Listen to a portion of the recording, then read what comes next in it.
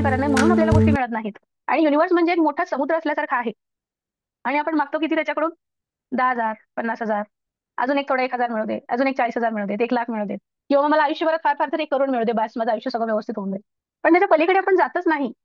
म्हणजे फक्त पैशाचं मी बेसिक उदाहरण देते कारण ते आपल्या रोजच्या आयुष्यातलं आहे. त्याच्या पलीकडे आपण जातो का, की बाबा मला रोज 1,00,000 कमवायचे आहेत. विचार करतो का आपण? नाही करत. किंवा मग मला गाडी घ्यायची आहे. गाडी पण आपलं विजन काय असतं? एखादी छोटी कार असते बाबा, ती एक कार झाली, माझं घर झालं, बस झालं. त्याच्या पलीकडे आपण जातच नाही. किंवा इव्हन मुलांच्या बाबतीत पण आपण विचार करतो की बाबा व्यवस्थित शिक्षण घेऊ दे, मार्क्स घेऊ दे, कुठेतरी नोकरीला लागला, लग्न लागले की संपलं. याच्या पलीकडे आपण जातच नाही. आणि प्रत्येक गोष्टीच्या बाबतीत, इव्हन हेल्थच्या बाबतीत पण आपण असाच विचार करतो. आता काय होणार आहे? एवढी औषधं घेतली, एवढे ट्रीटमेंट घेतले, एवढ्या दिवसात काही झालं नाही, आणि आता काय उजेड पडणार आहे, काय होणार आहे, असा विचार करतो. मग याच गोष्टी युनिव्हर्समध्ये आपण पाठवतो, त्याच गोष्टी आपल्याला परत मिळतात. हा बेसिक नियम आहे मॅनिफेस्टेशनचा. जे आपण विचार करतो, जे आपण बोलतो, म्हणजेच आपण युनिव्हर्समध्ये तीच एनर्जी पाठवतो आणि आपल्याला रिटर्नमध्ये कित्येक पटीने तेच परत मिळतं. हे खूप महत्वाचं आहे, लक्षात घ्या. आपण फक्त विचार जरी केला, ती एनर्जी आहे युनिव्हर्समध्ये, आपण ते पाठवतो ऑलरेडी. आणि नंतर मग म्हणत बसतो की माझी परिस्थिती बदलत का नाहीये. एकसारखेच प्रॉब्लेम परत परत काय येतात? त्याला जबाबदार कोण असतो? आपण स्वतःच आहे. आपल्या लक्षात पण येत नाही आपण काय विचार करतो स्वतःबद्दल. परचेज करना है, ज्वेलरी है, या फिर लैपटॉप लेना है, खुद का कुछ सेटअप बनाना है, हर चीज जहाँ पे पैसों की जरूरत है वो सारी चीजें फुलफिल होती हुई देखिए। उस इमोशन को फील कीजिए, आपको कैसा महसूस होता है जब अपनी सारी चीजें फुलफिल होती है। आपको नींद अच्छे से आ रही है, भूख सही से लगती है, आपका डाइजेशन अच्छा चल रहा है। अब उनका धन्यवाद देते हुए आपको वापस अपनी जगह पे लौट, मैं 1 से 3 तक गिनूंगी।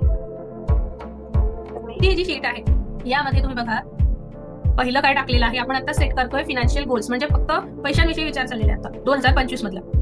मग पहिला इथे प्रश्न तुम्हाला टाकायचा आहे, सगळं करता करता मला वेळ सुरत नाही, त्यामुळे हा पार्ट मोस्टली मिसिंग असतो आपल्या आयुष्यात. पण तो का महत्वाचा आहे, याकडे लक्ष डेव्हलपमेंटवर काम करत नाही तोपर्यंत आपली डेव्हलपमेंट होत नाही. जसं की आपण एक ठराविक डिग्री घेतो, काहीतरी करिअरमध्ये पुढे जातो आणि सोडून देतो, झाला बाबा माझं आता खूप शिकून झालंय, मला काही शिकायचं नाही आता. हे बऱ्याचदा झालेलं असतं. आपलं नवीन काही शिकण्यासाठी आपण ओपन होत नाही, आणि सगळ्यात मोठा ब्लॉकेज आहे. तर हा टाइम जो आहे, हा कॉलम आहे, हा त्याच्यासाठी तुम्हाला नवीन काय शिकायचंय, काही असेल, जसं आता कोणीतरी सांगितलं मला ते मॅनिफेस्ट व्हायला लवकर चालू होईल, I am earning 1 lakh per month, एवढं जरी टाकलं तुम्ही, असं सेंटेन्स लिहा. कारण समजा तुम्ही डेट जर पुढची टाकली, तिथून पुढे ते मॅनिफेस्ट होणार. अच्छा, कारण की मी असं लिहिलं होतं की म्हणजे येत्या 6 असं एखादं स्वप्न. गोल आणि ड्रीम्स मध्ये फरक असतो, हे पण जाणून घ्या. गोल एक कमी वेळेसाठीचे असतात, ड्रीम्स हे जास्त वेळ घेणारी असतात. मॅम, स्वप्न ही एकापेक्षा जास्तही असू शकतात ना? ऑफकोर्स लिहू शकतो ना आपण? थँक्यू. का तिकडे सारखा इंटरेस्ट वाटतो, त्या बाबतीत मी काय केलंय का, किंवा मी इतरांच्या पेक्षा थोडंसं वेगळं काय, किंवा मला वेगळ्या गोष्टी का आवडतात, मी नॉर्मल लोकांसारखं का नाही, या सगळ्या गोष्टींचा आपल्याला विचार करावा लागतो. तेव्हा मग तिथे सापडतं की माझा उद्देश काहीतरी वेगळा आहे, मला हे असं रुटीन आयुष्य जगून आयुष्य संपवायचं नाही, माझा काहीतरी अजून पर्पज आहे, हे लक्षात येतं. आपल्या आवडीनिवडी वेगळ्या असतात, विचार वेगळे असतात, आपल्या प्रश्न काहीतरी वेगळे वेगळे पडत असतात, स्वप्न सुद्धा आपल्याला वेगळी पडत असतात. प्रश्न येतात. तर मग मला आणि 1-2 जणांनी असं बोलले होते की एकदा स्पिरिच्युअल जे गुरु असतात ना त्यांच्याकडून विचारून घ्या की तुम्हाला त्यात यश आहे की नाही. असं किंवा असं फूड बिझनेस करायचा, असे काही डोक्यात विचार येतात, फूड बिझनेस करूया, म्हणजे मी मेन एरियात राहते तर तिथे चांगलं चाललेलं असं, पण कुठे ना कुठे काहीतरी होतं, तो म्हणजे तो विचार कशात आहेत, प्रत्येकाकडे काही ना काही इनबिल्ट स्किल्स असतात. तुमचे स्पेशल स्किल्स काय आहेत? मला क्राफ्टिंग मध्ये खूप आवडतं आणि माझं जेवण पण खूप छान बनवतं. मग त्याचं युट्यूब चॅनल काय नाही बनवतो? बनवलं होतं ऍक्च्युली मी, पण बंद केला तो. 2025 हे झालं मध्ये टाका, तिथे टाकले मी पॉडकास्ट गरज बरं आहे. कॅमेऱ्यासमोर येण्याची गरज नाही, किंवा बोलणं खूप अगदी इम्प्रेसिव्ह असलं पाहिजे याची गरज नाही. तुमचे स्किल्स, मला कॅमेऱ्यासमोर यायचं काही प्रॉब्लेम नाहीये, कॅमेऱ्यासमोर यायचं काही प्रॉब्लेम नाहीये, फक्त माझ्या मिस्टर म्हणतात तुझा आवाजही चांगला नाहीये आणि तुला बोलता येत असं. कोण काय म्हणतं त्याच्यावर अजिबात विचार करू नका. तर दोन IGIचे लागले, 2 IGIचे लागले आणि IGI इंटरनॅशनल जेमोलॉजिकल 2 लागले त्याचे. हा, थँक्यू.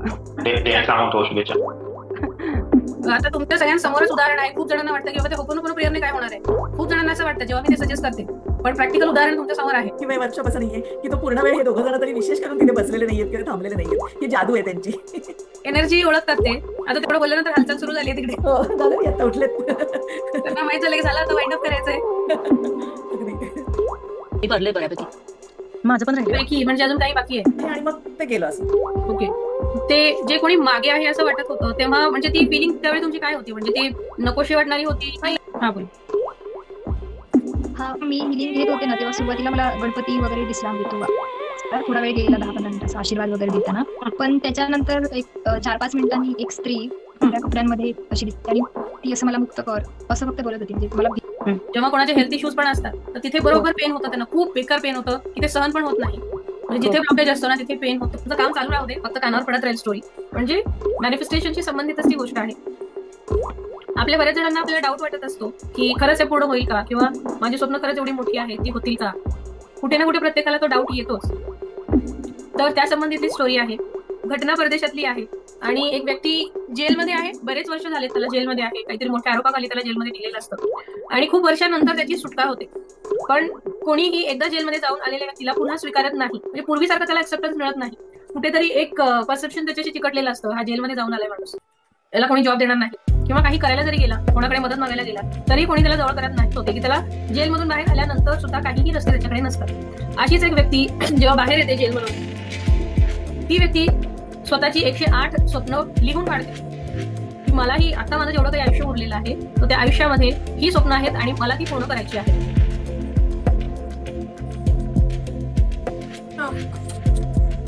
तर 108 स्वप्न अशा व्यक्तीने लिहिले की ज्याचं काही सोशल बॅकग्राऊंड नाही, त्याचं नाव ऑलरेडी खराब झालंय.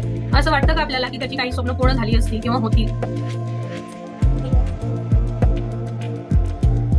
एखाद्या जेलमधून आलेल्या माणसाची किती स्वप्न पूर्ण होऊ शकतात. पॉसिबिलिटी कमी आहे मॅडम, कारण तो ऑलरेडी इतका डिफरन्स असतो. तेच ना, तुमचा आवाज खूप कमी येतोय.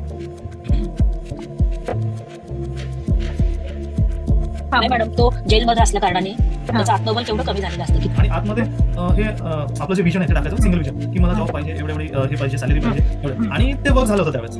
पण ते सिंगल मध्ये सांगितलं होतं. आता जे तुम्ही सांगताय खूप मोठ्या प्रमाणात आहे ते त्यावेळेस मी ते केलं होतं. ओके, तुम्ही जे सांगताय ते एक प्रकारे एनर्जी सर्कल कॅटेगरी मध्ये येतं. त्याला टायटल पण टाकावरती.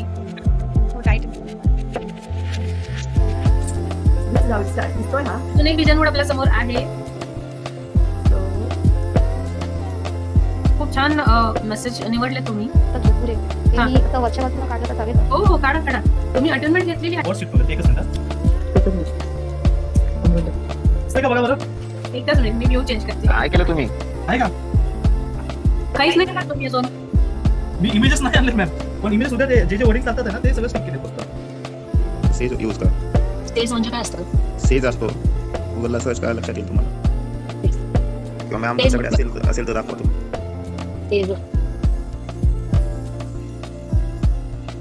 मॅडम म्यूट झालाय. मी असे जाणून दाखवते तुम्हाला. ठीक आहे. मध्ये पण मिळतो आणि हा सुट्टा पण असतो. यातला दोन्ही आपल्याला जे कम्फर्टेबल आहे आपण तो वापरू शकतो. त्याच्यामध्ये 2 येतात, एक इंडियन सेज असतो आणि एक कॅलिफोर्नियन असतो. दोन्ही पैकी कुठलंही वापरू शकता. एक लिंक येतोय, आपल्याला जे काही मॅनिफेस्ट करायचं आहे त्याच गोष्टीचं इंटेन्शन सेट करायचं आहे आणि लिंक सेट करायचं. Okay. Doctor Swapnali short and sweet मस्त बनवलं. मॅडम ते मेडिटेशनचं आणखीन एकदा टाकाल का ग्रुपला? हॅलो, एक मिनिट.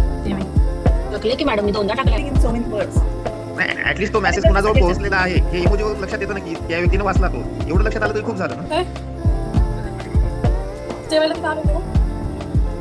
तुमच्याकडे लिव्ह करू शकतो का again thank you madam. Thank you very much. सगळं मॅनिफेस्ट झालेलं असेल.